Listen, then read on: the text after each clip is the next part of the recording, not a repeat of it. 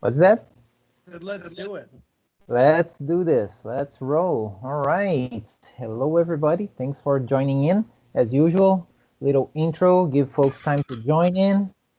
And as usual as well, a disclaimer, because we are recording these things, and since we encourage people to share tips and tricks and challenges and stuff, you may be sharing your screen as well. Make sure that you're not sharing anything that's going to cause you any kind of trouble.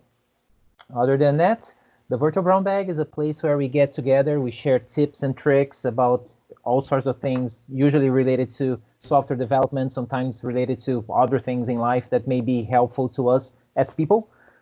Experiences, things that we've learned the hard way, frustrations, difficulties, things that we may be going through, situations that, maybe somebody else has already been through it, knows a solution or knows how to point us in the right direction. So this is a good place to do that. Not supposed to be a one-way conversation. Don't be shy to just, jump in, start talking about whatever it is that you would like to share. Or if you don't want to interrupt anybody or whoever is speaking at that time, just drop a note on the chat window to let us know that you have something to share, and then we're gonna, put you up as soon as we can. Logistics, we do this every Thursday from 12 to 1 Central Time here on Skype. Anybody who's willing to either share or learn or doing both, more than welcome to join in. Here's a small list of topics we have shared over time. There is a lot of stuff. We've been all over the place. So if you ever wonder, well, I know a little bit about this thing, but is it worth sharing? Well, just look at this list. It's really all over the map. So whatever it is, just share. You never know, who you're going to be helping by sharing that. So just by all means, do it. We have the virtualbrownbag.com website where you can always find the link to the meeting. You can also find the links to the videos from the previous meeting with a short description so that you can jump in and catch up with things that you've missed, or maybe review something that has been shared and you don't quite remember the links or the information, so you can find it up there. Other than that, let's roll. Since I'm sharing the screen, I'll go ahead and share just a couple of things that I have up here, and then I'll invite whoever would like to come up next. So this afternoon, today is a busy day for me. This afternoon at 3:30 Central Time, I'm giving a talk for the virtual Agile Shift. I'll be doing my, where is it? Oh, right here. Beyond the Daily Stand-Up, an intro to Scrum. So the idea is to account for those people who may be doing Scrum but, right? Which is, oh yeah, we do daily stand-ups, but we don't do planning. Or we do planning, but we don't do retros. Well, you're not really doing Scrum. You're not using all of the ceremonies and maybe the artifacts and understanding the roles of people in a Scrum team. So this is what this talk is all about. So if you would like to see that, or you know people who could benefit from such a talk, please point them that way. It's a free, people just sign up and then join the meeting when it starts. So I have that coming up. I've just finished last week reading this book, A Seat at the Table, IT Leadership in the Age of Agility. I really enjoyed the book. It essentially talks about this disconnect between the business and IT. And the author talks about how most businesses, they have departments such as HR, financing, accounting, and they are all considered part of the organization, except that the IT department is most of the times seen as a service provider, right? And so instead of being like a partner, to have a strategic goal within the company, it's just a thing that, oh yeah, we send requirements over your way, IT. We tell you what we need you to do, what we want you to do, and then you send it back to us. You give us estimates on how long it's going to take, how much it's going to cost. So it's a weird kind of dynamics. And on this book, he talks about that. It's a guy who used to be CIO for the USCIS, the Citizenship and Immigration Services Department, which is interesting, right? Because, we talk about how hard it is to move big companies from waterfall to agile. Imagine moving the government into agile practices. So he talks about that, the difficulties he's been through and what approaches he's taken. So again, I enjoyed the book, and then I've learned that after that book, the author put out another book, which is almost like a sequel. It really expands on the topic, just putting more meat to some of the things that he brought up on the first book, War and Peace and IT. So I'm, I think about halfway through that one. So I wanted to toss it out there. Something else I've put up on my blog, let me load it here. Since we are all kind of like, or most of us are practicing social distancing and all of that, so we're not getting to go to like user groups to socialize with people. A lot of people have been doing this online like we are doing right now. Something that I've put up on my blog is just essentially a free call to, or an open call to whoever would like to connect and chat, like maybe take like a 15-minute break, coffee break or something where we can get on Skype or whichever platform. So what I tell people is the things that you see on my business card, which is showing up on the screen there, those are things that I'm passionate about. So if you feel like spending, 15, 20 minutes just chatting about any of those topics, by all means, just drop a note on whichever social network you are able to find me, and we'll find time to, just chat and connect that way. Claudia, you want to talk about FoxPro, really?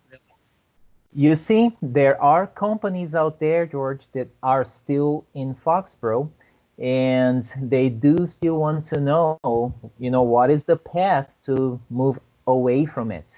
So I do have the experience, as you know, helping people, coming from FoxPro to go someplace else. And, once in a while, I do run into people who are still facing that kind of challenge, and I'm more than happy to, share my experiences, because it's like in maybe 15 years, I spent like from 2002 through 2011 or 2012, 80% of the projects I've worked on were some sort of like FoxPro conversion, migration, rewrite. So I feel like I do have a lot to, to contribute to a conversation on that. And apparently you want to. Yeah, absolutely, man. Any way I can help, that's usually my thing. So cool. Let's see. I saw something came up on the chat window. So Ryan was saying he'd like to talk about it at SharpConf. I'm getting a lot of echo. Can y'all hear me? I can hear you fine, but it's not echoing. Yeah. Oh, okay. Weird. Yeah, sounds fine to me. All right. Yeah, Ryan, by all means, go for it, man. Oh, Justin asking Foxborough. I don't know what is that. Ryan, your mic work? Yeah. Sorry, I've been eating, so I was taking a break from showing everyone my food. Here, I'll do a quick F#Conf, and then I'll see if I can work through the form stuff pretty quickly. Sure. So I did a couple posts on forms type things recently. Right. Is it showing my screen yet, or is it still? I think, Claudio, you're still showing your screen. I think if you start sharing, it will drop me off, but let me stop it here. Stop sharing. There you go. Huh, doesn't seem to be letting me do it at all. Yeah, I'm only seeing Claudio's video too.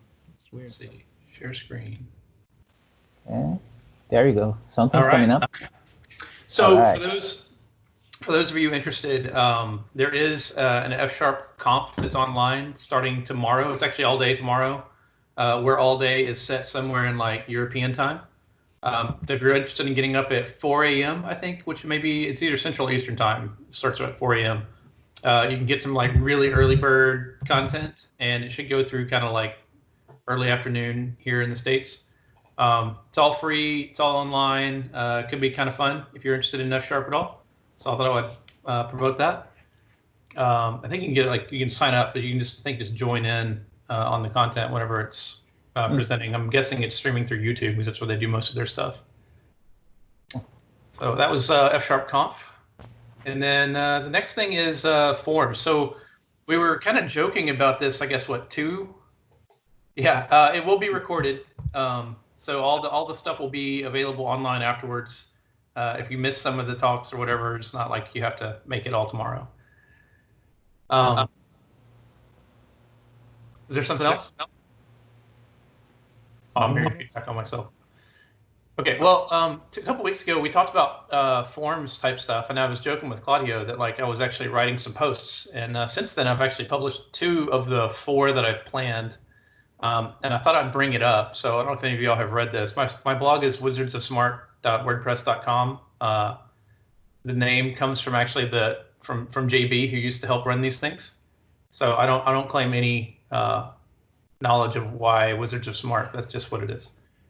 Anyway, I started going through thinking about like what was good about web forms in the past, and so I had like a blog talking about like some of the good stuff. I also commented on some of the things I didn't like, but on web forms in particular, one of the things I liked was the fact that it had like the event lifecycle, and I thought it was interesting that like today you can look at tools like React or Angular, and like they all include something like this, and you kind of hook into the lifecycle events. And so I thought that was like a good thing that came along with it, even though the maybe the like full web forms experience wasn't quite the best thing ever. And then I like the simplicity of the HTTP handler module and handlers and all that stuff. And even like view state and control state, which were like something I hated back when I actually used this stuff. I started realizing like it actually does relate to how the web is supposed to be used, and was a decent enough concept of like how to use it. And it's like today we use session storage, local storage, even like service workers and some other things to kind of do similar things. It's just not as maybe nasty as it used to be.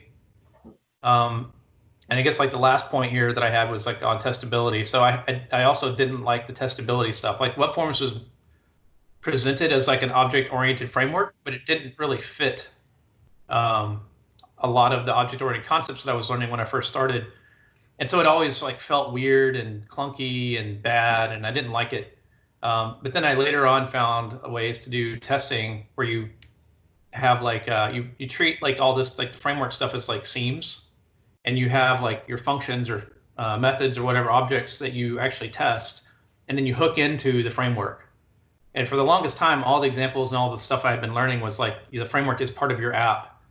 And that was kind of a technique that I guess I learned later on, is like, it's not. You should think of the framework as a mapping layer to some UI concept, whether it be console, desktop, web, whatever. And that's actually taken me a long way and made testing so much easier to do. And I think, Claudia, you had a post on this earlier. This was last week or the week before about, are you testing your code or someone else's? Yeah, I think it was last week. You're right. Yeah. So anyway, I don't think that like web forms is a perfect solution, but it was kind of like there's some interesting things to take away from this that were worth kind of looking through. Oops, wrong button. Yeah, and I've said this before, but the fact that the componentization story was so good with web forms, yeah, is the major tell that there's something there, right? Yeah.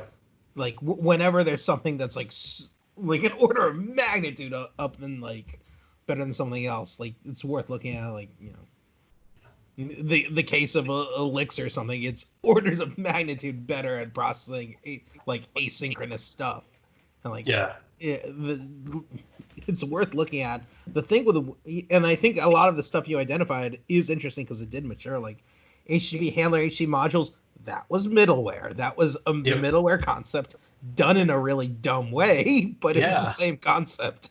Yeah, and honestly, I don't know that the events lifecycle is necessarily a bad thing even on the server, because HTTP, if you've ever looked at like Erlang's web machine, and I think other languages have had similar things, there is a state machine implied in the way HTTP is supposed to be processed. And having something like that is actually a useful concept. Even like ASP.NET Core has a lot of that stuff built in. It's one of the things we didn't do with Owen, the open web interface for .NET. It was like you hook up middlewares and there you go. And I think ASP.NET Core has, like, you can kind of still mismatch how you hook up middlewares, but it does have sort of an implied life cycle as to how things are processed and in what order they're run through. So like some of that stuff's kind of been brought back in. It's just more invisible. It's harder to see it explicitly. Yeah. Yeah, absolutely. Yeah. And like just a lot of this stuff. I think the lifecycle stuff, like view state, it's not a bad idea. They just, some of the defaults they chose are bad. You shouldn't have had everything in view state by default. It should have been opt-in. I understand why they didn't do that. It was because like they were trying to get, this whole ream of Visual Basic developers onto the web. But like they really should have like had like a learning mode and then a professional mode or something like that. Would just tweak the defaults differently. I mean, I think that there were like maybe like 10 different tweaks that you could make to web forms, which would make it like really not bad at all. Yeah.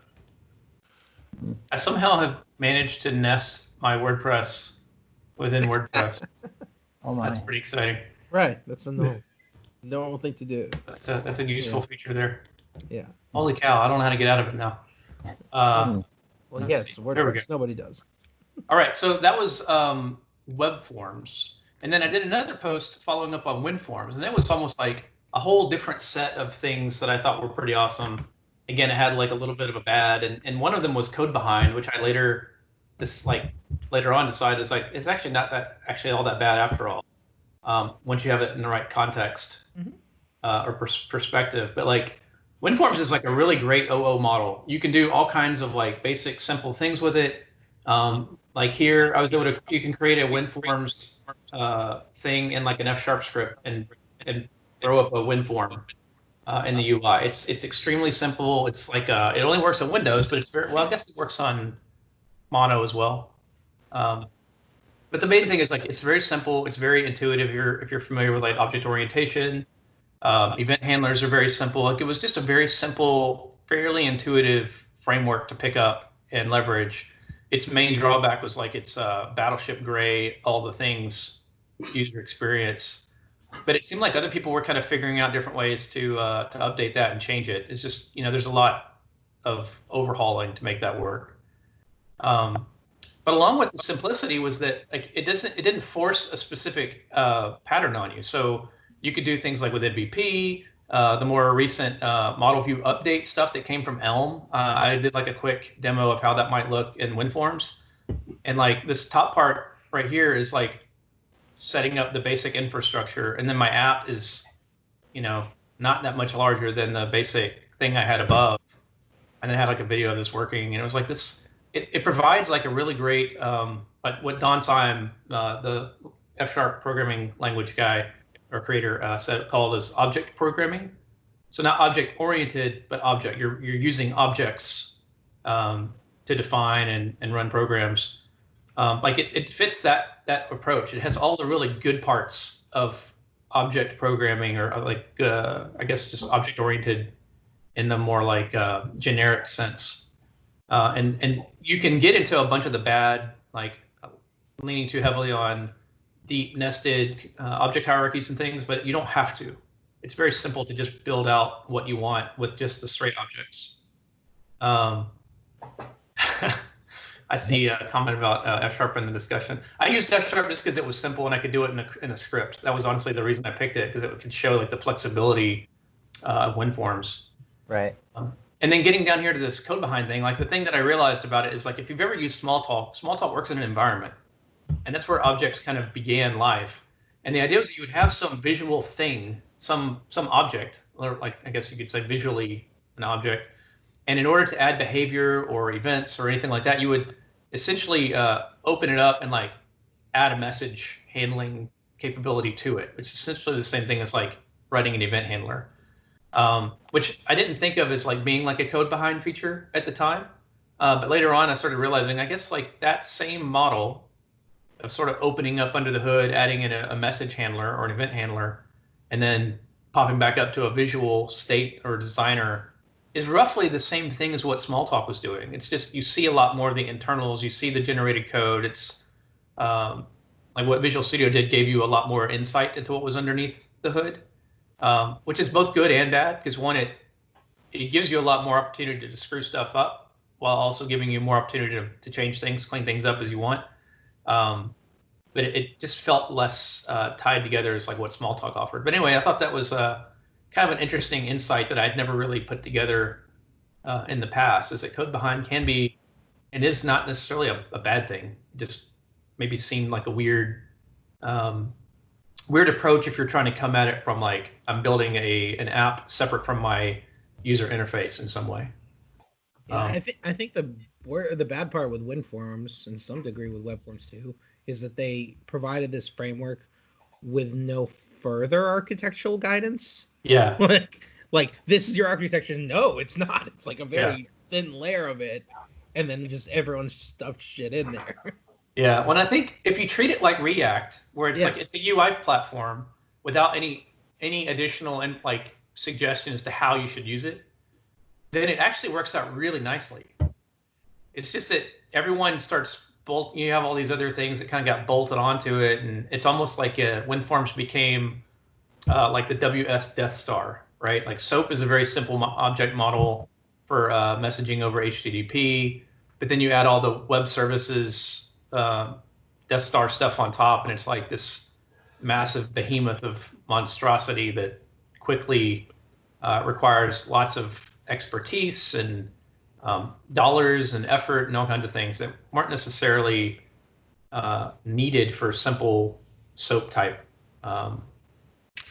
messaging in the past. But I don't know if I love the React comparison, because with React, well, here's the thing with React, it's state that becomes so important. Yeah. And with React, you have this like very simple view layer, and then you have to solve how to do the state stuff. Yep. But with WinForms, it is stateful, and it made it so much easier to just keep doing stuff in there and aggregating, and creating all these scenarios where it was possible to get into states that don't make sense. With I don't know that React is necessarily stateless. You can do stateless components, but originally React, I mean, like set state is like one of the main pieces of it. So each component has its own state. Oh yeah, no, sure. I guess I'm saying like the state management stuff in React is so limited that pretty quickly everyone either reaches for a tool to help manage state, like Monix, like Redux, like whatever, or they are experienced and they arrive with their opinions on how to manage state. Yeah, and especially people in WinForms at that point in time, there were so few people there that were experienced enough to have those opinions. Yeah, coming onto it. That's a good point. Yeah. And I gotta drop my 2 cents on this one, because like we were making fun of like FoxPro and all that, and honestly, the WinForm stuff that I remember seeing and working with was pretty much a more modern version of FoxPro. And as early as like 2 years ago, when I first got started with React, I was seeing people doing stuff in React that it's like, okay, this is no different than the bad way people were using FoxPro 25 years ago. Meaning it's not that code behind sucks, it's that people suck, right? It's the stuff that people put in the code behind, period. Whether you're doing code behind in FoxPro, in WebForms, in WPF, in ASP MVC, when you look at some controllers that are fat as, and then when you look at React, like I'm learning React 2 years ago, and I'm getting with a developer who's been doing it for, some time. I look at it and I'm like, is this really how we're supposed to write React code? Because it looks terrible, right? From the sense that UI code, if we think about single responsibility principle, the one responsibility of the UI is to allow interaction between user and system, right? So the user interacts with the system, with the application, and the application talks back. This is about it. And most of the time, the code that people put in the code behind into whatever other things you may see there, it's code that shouldn't be there to begin with. It's like there's a lot of logic here that has nothing to do with user interaction, which is the stuff that should be that close to the UI. This has been my huge pet peeve when people say, oh, I'm doing all this, brand, spanky new React app, and look, it's the shiny thing. And then I look at the code, it's like, that does not look good. It was not good 30 years ago. Why are people doing it this way? Well, of course, not everybody's doing it the improper way, I would say. So here's React's saving grace with that. And still, not everyone does this, but it limits it, I think. With React, it's so stupid simple to create a new component. Like, it's literally just a function. You create a function, stuff like that. That naturally forces people to keep things small and therefore contained, and therefore it's a lot harder to get these spaghetti rat's nests of logic that has nothing to do at all with it, and it's interspersed in all this large stuff. So I do see what you're talking, the stuff that you're talking about. When you sit down, you have like a 150 line component. You're like, why? Yes. But when people start breaking it down, it does tend to get a lot better. Yeah. And once you do, so I don't know. Yeah, I think it's much harder to make that mistake if you just break things down. And with something like WinForms, you know, it wasn't that easy to create a component. It's not that easy. Yeah, it's not that easy. It's still, for some reason, really difficult in WPF to figure out how to make a component. Like, it's reusable. But yeah. Right. Well, and WPF then added several other ways of eventing that just complicated things even further. But I mean, they were good, they were useful, but they were just complicated the whole setup and system. I did like eight months or something in a WPF project, and I could not get a straight answer of how to create a component in like the easiest way that was reusable and like not, you know, there were like different approaches and they would all work in different ways, and it's like, man, I just need something that just like, I have some code, I want to componentize it. Okay. Yeah. Yep. Yeah. Justin says, when I first worked on WebForms, I didn't know it was designer ran and went straight to code and took the time to clean it up. Yeah, the generated code was a mess too. That's another thing. And then, you know, so you would sit down and work with it, or they, you know, we had partials as a solution, which is just nuts, and so on. Yeah. Right. Yeah, and everything was protected. Everything was an event handler, and everything was protected. And I remember like learning OO. I'm like, why?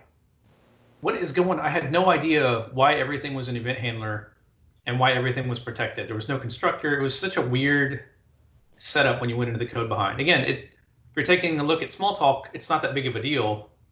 But just knowing all those things and then looking at what WebForms was doing, it was just a very weird, like kind of cognitively dissonant situation if you're new to that whole thing. So like a lot of Microsoft stuff, you're like, oh, so close. And then like, and also maybe documented in a completely different way. It's my reaction. So much Microsoft stuff.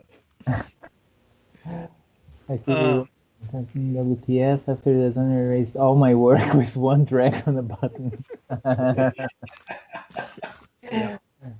That's pretty much it. All right. Anybody else want to talk about WebForm some more? I've got a couple of things I can show and talk about. First thing I'll bring up along the people suck venue. Has anyone read about the Android wallpaper of death? The cursed wallpaper. So this is, I think, within the last few weeks, people discovered there's a particular image on the internet, like of a sunset, totally normal image, that if you set it up as your background on a wide range of Android phones, it crashes it and you cannot recover without a factory reset. What the heck? Yes, exactly. What? So it turns out it doesn't seem to be like a manufactured image. It's just like an image that somebody took. Here, I have a video explaining it. Yeah, I was gonna ask you for some links. Yeah. There you go. It's a video, so you know. Right. Oh, I guess you have to reset the time to the first one.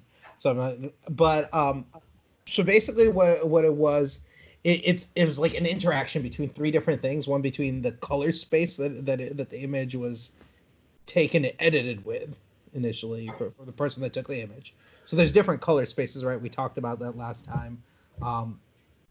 And the color space that they used, basically when it got converted to the color space that they used when it's going to be displayed on Android, it needs to convert it to sRGB, which is Android's color space. And it supports this image format. It just needs to run through the math on each pixel and do the conversion to this color space. And there was a bug. Well, there's a bug in the conversion code, sort of, to convert it, where basically it's converting it's getting luminescence, so it's taking RGB and converting to what the luminescence is, and there's a floating point error, or they're dropping the fractions of the RGB or something like that during the conversion, which basically after you do it, it turns out that you have a luminescence of 256, which is byte overflow, of course, and not a valid number. 255 is the highest that you can have, in that. Which so seg fault, memory fault, crashed the process.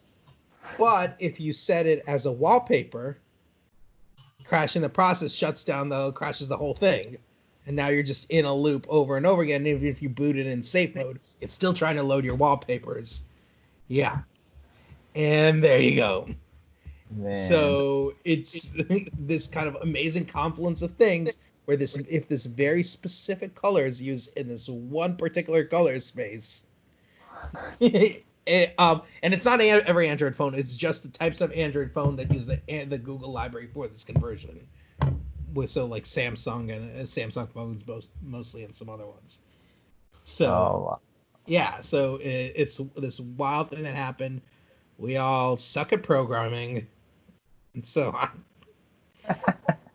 Here's another thing that made me feel like we're in the programming Stone Ages.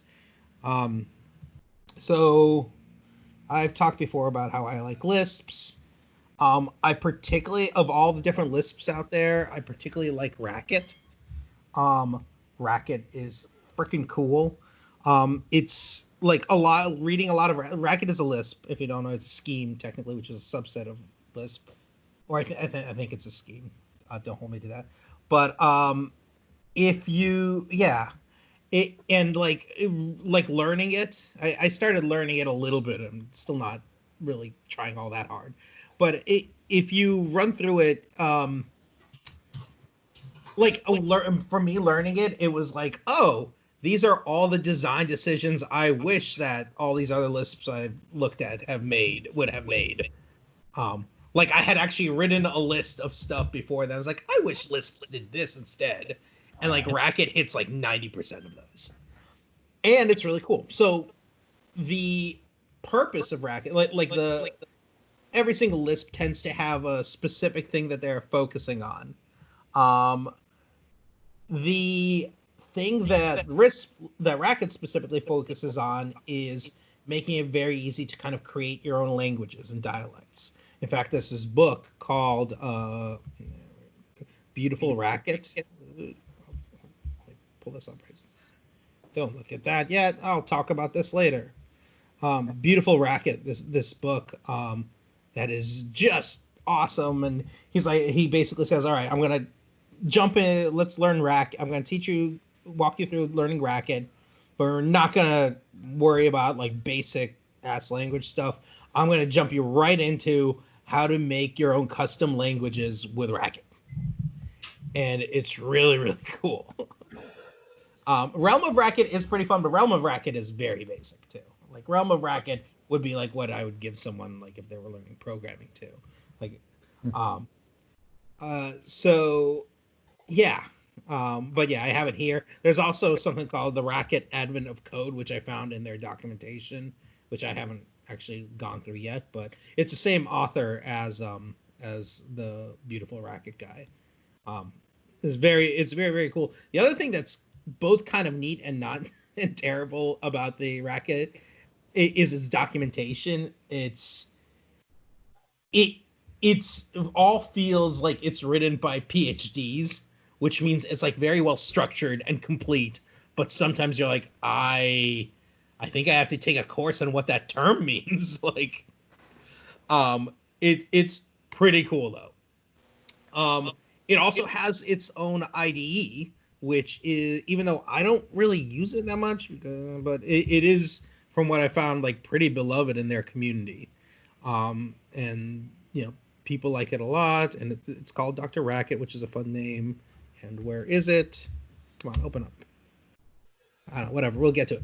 Okay, I want to talk about something specific. We were talking about FizzBuzz in one of my other slags recently, and I was like, you know what? I bet someone has written a really neat solution to it in Racket, and I Googled it, and boy, have they. So this right here is a Racket solution to FizzBuzz. This is not a diagram. It's not. This is actual executing code. So remember how I said Racket makes it really easy to write your own languages, and caveat, it makes it pretty much transparent for those. So every language you write in Racket basically compiles into Racket code. So interop between that and Racket programs and other things that are, you know, that are other languages you write in Racket is like seamless. It all just happens. So they have this language built in. Hold on a second. Where do we? So they have this language built in called 2D.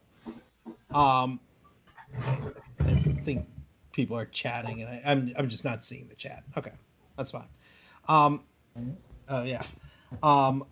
So here's what's going on here. They created a language called 2D, which allows you to draw this table and and it's basically running pattern matching. So there's two dimensions to it. One is going to be evaluating modulo n of 5. The other is evaluating modulo n of 3, right? If that modulo is 0 and this modulo is 0, it's going to return FizzBuzz. If that module is 0 and this one's anything else, FizzBuzz. And otherwise, it's going to just call number to string of n. So this right here is a function. It's a perfectly valid function in Racket, and I can go in and execute it. You know, I could change this to and run it, and that's printing FizzBuzz right there, which is crazy and cool and just wild. But that's amazing. But it really is, because like you're like, oh, like it's a two-dimensional pattern matching. A two-dimensional table is absolutely the right way to think about it. It's a Carnot map, and you know, you see some Racket come along and do something, and they're like, why the heck does nobody else do something like this? Like, we're in the Stone Ages of coding. Like, this should absolutely be a valid way to represent stuff. It's, you know, it can even be source controlled, and it can be merged, and so on, so on, so on. And I actually started playing around with this syntax a little bit. It's tough because I don't have a great way to draw out those tables. I haven't figured that out. I was also only trying for so long. I think that's probably the problem, because Racket is built by PhDs. They didn't decide to just embed Excel in their. But yeah, and I mean, I was like even looking like if there's some good way to do it in Emacs, and like there's supposed to be a way to draw it in Dr. Racket, but I don't really I couldn't figure out the shortcut keys for it, basically. So like, but like, look at this.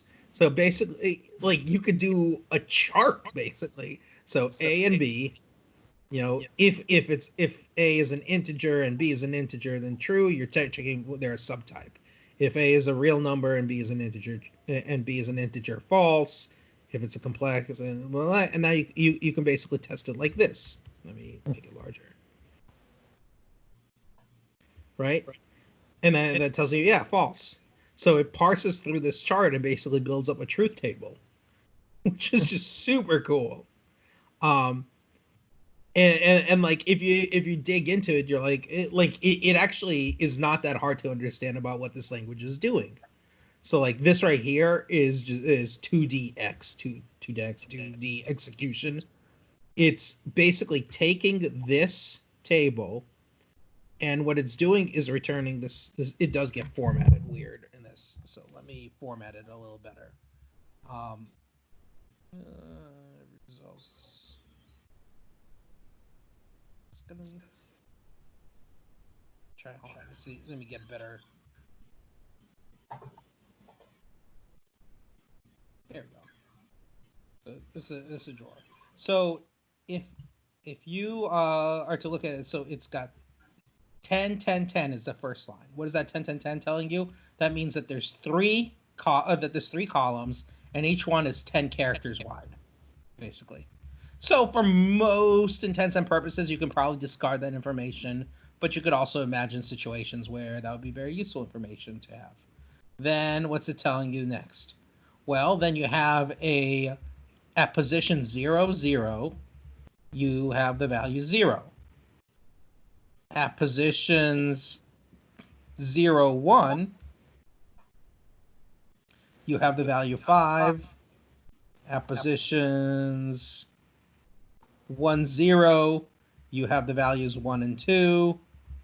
And then here, this one is that position 1, 1 and 2, 1. You have position 6. You have value 6, right? Something like this. So basically, it's giving you. I mean, it's basically describing the shape of this. I could certainly see situations where it would be useful to define a complex shape in this way. You know, imagine like creating layouts or something that you draw something out that defines kind of the prototype of the layout, and then just run it through this 2dex function. That gives you all the measurements, what all the areas are. Like, I mean, it's you could basically make your own CSS grid this way or something, which is just really neat. And you could do that, you know, no matter how.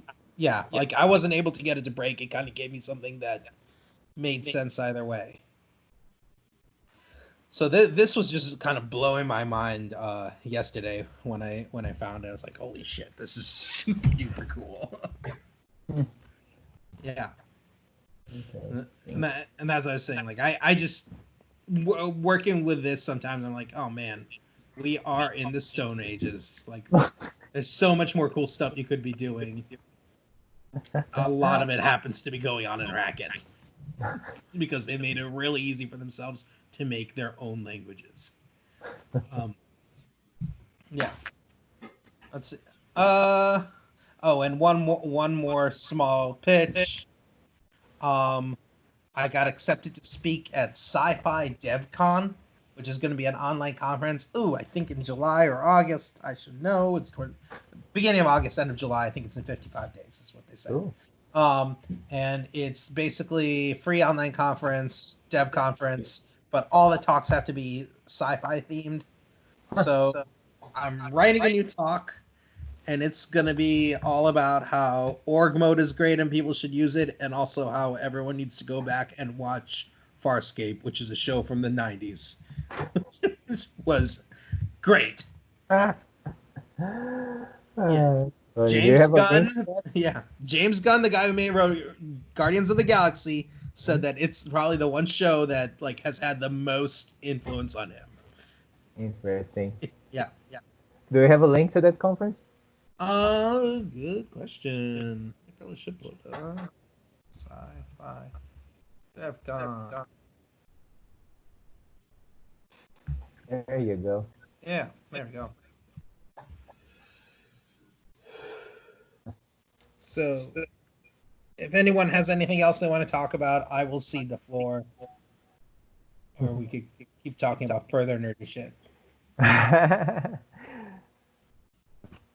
Let's see. Well, I can always bring it back to some of the things I've been talking about recently as well. Let's see. Let me share the screen again. and just toss some of the things that I've been talking about, and then people can just let me know what you would like to talk about. So there is this one video I would recommend. So I think this was my post from yesterday, the role of a QA in a Scrum team, because there's always a discussion, or like my point on the blog post was that I started hearing many years ago that, a QA's job is to find bugs in the programmer's code. And that was a thing of the past, but still, there are companies that still have this, this wall, behind, in between QA, traditional QA, and programmers. I'm not calling developers because I'm thinking developers from the Scrum standpoint. And in my last several years, whenever I do talks at conferences and talking about like using gherkin, behavior-driven development and all that, there's always somebody from the QA side who asks, well, how can we QA people tap into that? And so I give guidance. I help QA learn about how to express like test cases in terms of like gherkin, given, when, then. That helps me as a coder to actually implement a solution. They like doing that because it's their job, away from just, running the latest drop of the software and then clicking around, to actually, collaborating with the other people on the team at a deeper or different level than they do. And people enjoy that. A lot of QA folks are enjoying that. And just a couple of days ago, my friend Daniel actually had this video up where he interviews a QA guy who works with him, who actually subscribes also to this kind of notion, like working on with a tighter bond with coders, right? So because in Scrum, a QA, traditional QA person, and a coder, a programmer, they're both called developers in Scrum terms. And this guy is living up to that notion of like writing his own automated tests as a QA person, but writing those tests in an English manner. So when you read his tests, instead of reading, like, okay, let's use the selector to pull a button out of an HTML and then click that button. You don't do that. You create a page object in front of that, and then you describe in plain English the operations that you're actually doing, so that you can have other people read over the English part of the test and collaborate from that angle, which is way more collaborative and productive than having people just looking over, okay, this is the JavaScript very smart code that I wrote to implement that. So this was a really good interview. I recommend if you guys would like to learn more about that or help out your QA folks, this would be a good one. Let's see, there's a comment there. Quality assurance people are perennially underappreciated. Yes, cannot write a good acceptance criteria without a good QA. Thanks for bringing that up. That's exactly one of the points that I make when I'm working with a Scrum team, and I say the approach that I like following is I pick a user story from the board, right? I look at the acceptance criteria. If the acceptance criteria is there in terms of like demo that the application does this, demo that the application does that, I'm gonna turn over to the QA guy and say, how are you gonna be testing this? Walk me through the steps.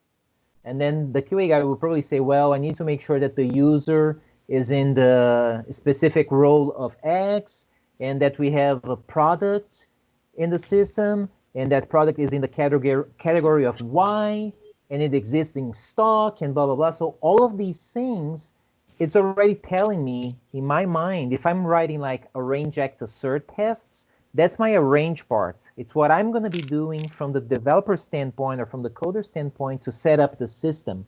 Well, by collaborating with the QA, I can understand how that person is going to be testing the system. And then by the time I turn over and say, okay, now it's done, you can test it, we know, actually he knows what he's going to be testing because we collaborated on that. So I've been coaching QA folks to express their test cases, like I said, in given when then shape, just to get them thinking, okay, what do I need to do in order to test that feature?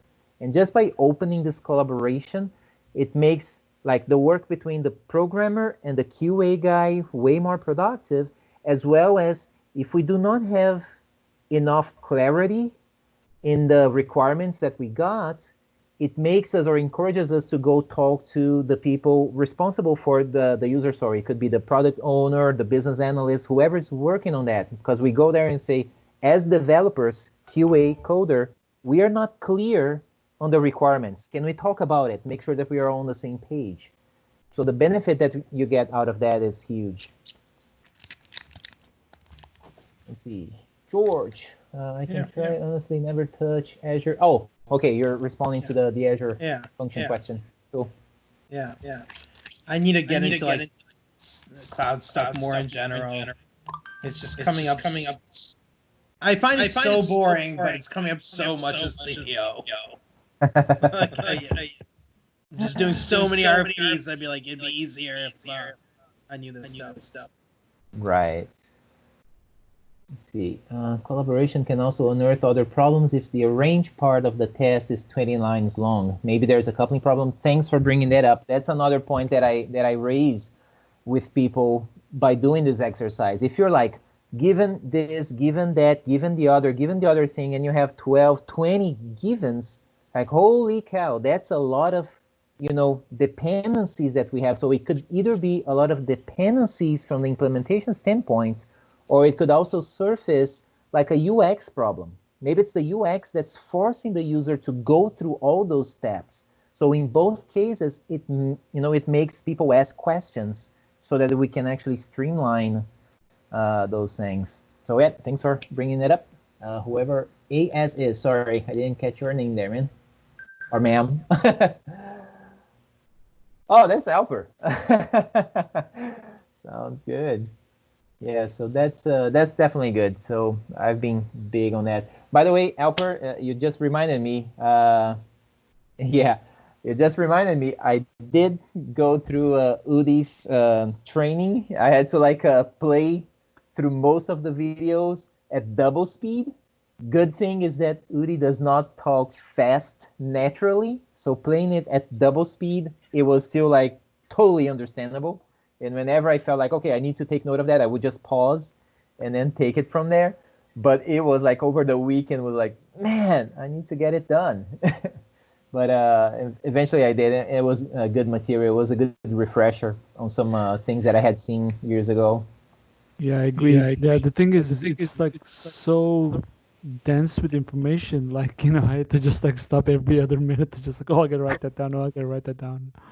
Right. Yeah, I did feel like, darn it, I wanted to have more time to actually slow it down and take more notes and even go through exercises that he suggests, try modeling this, try modeling that.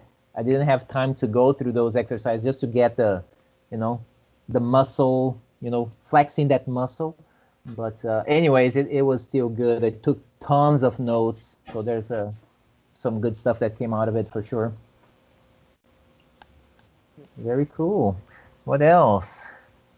Let's see. One thing that I wanted to ask people, to submit as kind of a conversation point, because I'm dealing with this a lot, and I don't even know how much time we'll have to talk about.